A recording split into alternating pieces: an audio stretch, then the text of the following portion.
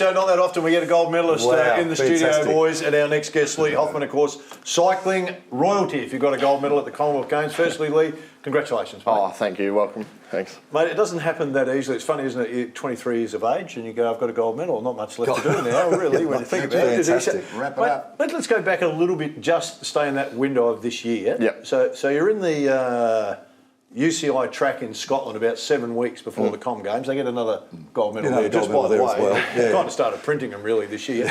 Mate, just take us through that preparation for that, and then you have a 6 or 7 week break before you've got to go back to the Com Games. Yeah. So the preparation for the World Cup was 6 weeks before that, and we had national championships 1 week for Australian national championships, followed by Oceania championships, which is New Zealand, Australia, and then 6 weeks training straight to World Cup. Luckily, we won the World Cup, so that gave us enough points to qualify for the World Championships later this year. Then back to Australia, and then 6 weeks, and then straight into Commonwealth Games. And now we're here now. Wow. So it wasn't just the gold medal, though. I mean, you broke the Australian record, and that was must be just a fantastic achievement just in itself. Yeah. So we broke the Commonwealth Games record at the Commonwealth Games. Right. And then we broke it in qualifying, and then in the final broke our own time. Again, yeah. And with that, we actually won 2 Longines watches each for breaking the record. So that's pretty amazing. Oh, that would have been brilliant. Yeah. And beating England, mate. Yeah. In England now. Yeah, home crowd at their London 2012 track. There was 7,000 people in the stadium, and the crowd was one-sided for sure. But What does that do to you, mate? Because the first thing I thought of when I saw that you'd beaten England in Birmingham, that's a huge win. But the noise they would have made for England, it would have been amazing. Yeah, Does it affect you? It's honestly just white noise at the end of the day. Like, it's always silent when we're in the start gate, and then once you're off, any sort of noise, even for the other side, like, it goes our way as well. So and I don't hear anything when I'm riding. I'm just completely just in the zone. Yeah. So just a boy from Whyalla. Yeah. I mean, I know it's a bit of a cycling town, which is fantastic. And so, but how'd you get introduced to the sport? When there's footy and there's cricket and So the track was originally just like down the road from my house, and my brother did it. So then, eventually, just being a young kid playing every sport possible, I was like, I'll give it a go. Maybe one day do some triathlons and stuff. Yeah. But then with swimming, running and cycling, I was a sprinter in every event. So they don't really have a triathlon where it's a 100-metre sprint, a 25-metre pool thing. Like I was just a sprinter and everything. So then eventually I was like, I had to make the pick between footy and cycling. And I just saw more of a future with cycling and I wanted to travel the world. So here now. I mean, I'm interested when you talk about that because you say you're more the sprinter. So clearly you've got explosive power. Yeah. Which is obviously for what you've got a gold medal for, the explosive power. Yeah. How hard to get up and just take on, and then explosive power? In your event, how difficult to get to that max? So we all ride certain different gears, but with sort of wattages is what we measure power with. So the wattage, a World Tour road rider on the Tour de France will probably hit maybe 1,700 watts, but we on the track, my PB is 2,600. So it's hard to quantify if you don't know about the wattages, but it's a lot. We train 4 times a week in the gym right now, 2 times on track, and we train Olympic weightlifters basically. It's very important, the strength and speed work that we do. Have you found that the hardest for you, just continuing to develop that explosive power? Yeah, for sure. Especially although I'm 22 now, we don't hit our peak muscle mass till we're late 20s, so got so much time to just try and stay injury free and maximise the gains in the gym as much as on track. I looked at your Instagram and I saw you doing some leg weights. Yeah. That was ridiculous. Of how many plates you had each side of that bar. Yeah. So, what you're probably looking at 190? Is that for squat or? I just looked at it and thought this is ridiculous. I just saw the photo. So squat, I'm right now sitting around the 210 kilos for 1 RM. But on the leg press that we do, we have to do single leg just because we can't put 600 kilos on a leg press. So PB for single leg press is 380 kilos for 5 reps. That's what we're talking. That's a power. That's what. You know that when I see you guys get off the track, haven't been around the sites, your legs just explode up. It's like this massive lactic build-up, if we use that as the easy term for the viewers to understand. How long does it take for it to? It depends on the person. So for the team sprint, I'm position 1, so I sprint 250 metres. And then Matthew Richardson, he sprints another 250 metres, 500 metres total. And then the third wheel, Matthew Glates, has to sprint 750. So if you see on the video, he's a lot more stuffed than I am. Yep. So my recovery for a 250 metre like is about 20 minutes, but for those boys, like up to 2 hours sometimes. Like it is brutal for them. But we were lucky at Commonwealth Games. We qualified in the morning and the final at night. So we had like 6-7 hours between. So that's probably why we went quicker. Quickest way to recover for you guys is what? Straight on the straight on the rollers. Yeah, just get the the legs moving. Yeah. Like it's hard sometimes when you seize up, but you just got to get moving. Like we would do. And you had family there. You had family in Birmingham. Yeah, so I had my mum and my nana who went. Wow. And it was Nana's first time out of the country since she came over. So that was amazing for her. Came over from? Holland originally. Okay. Yep.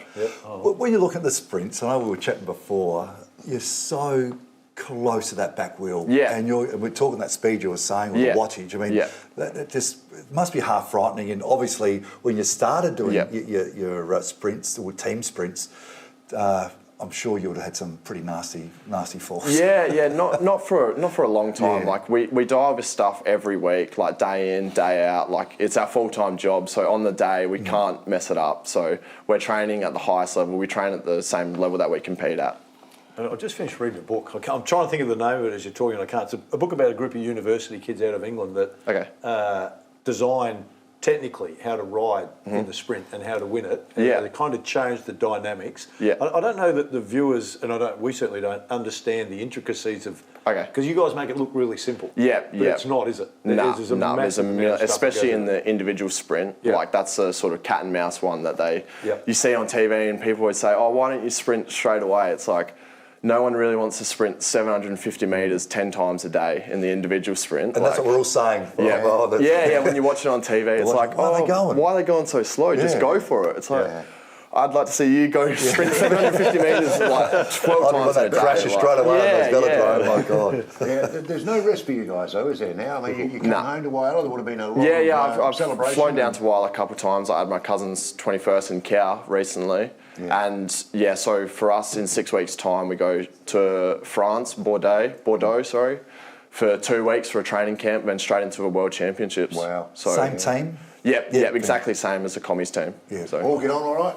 Yeah, for sure, Yeah, well, I think you'd have to, wouldn't you? Yeah. It's definitely like a really camaraderie and stuff. Like, you're winning medals with like some of the blokes. It's amazing. Strong. Always. I was going to say Charlie Walsh really built cycling in Australia, but certainly South Australia, and brutal. Some of his, I've listened to him speak at luncheons, and some of his training was just brutal. So no doubt, Leigh's glad that Charlie's not coaching anymore. Just quickly, just give us an overview of the cost of your bike. What do you reckon it's worth?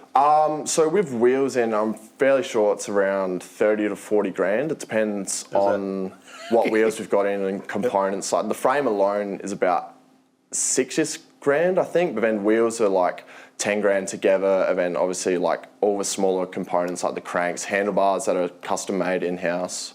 But like some of the other countries like UK, who's got their Hope bike, which is designed by Lotus, like the Formula One team, that thing's worth, I think, 150 grand or something. Wow. So don't quote me on it, but ridiculous. No, you're right. Prices. In this book it talks about how they go into an aerodynamic room and develop the bike for wind resistance.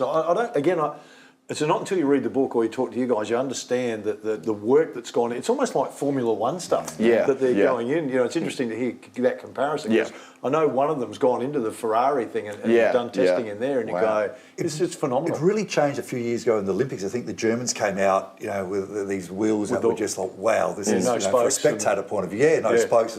Wow, this has gone a long way. Has it changed much since you started? The design of the bikes? Like not so much for design of the bikes. I think right now the design of bikes is really like, it's almost getting to a point where there's not much to change other than like the UK like bikes that they have.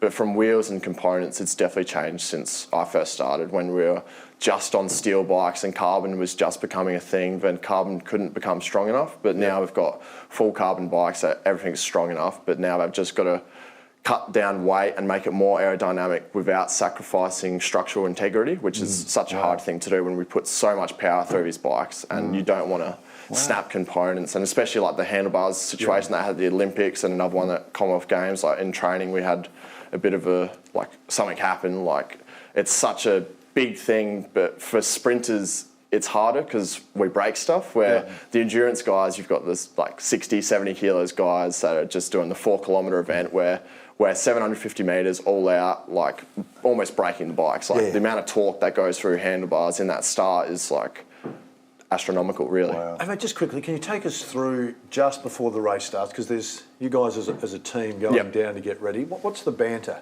going down before nothing at all. We are silent. So everyone, nothing. We go wait on the seats and we're all in our own just head and get up on the line and just rip it.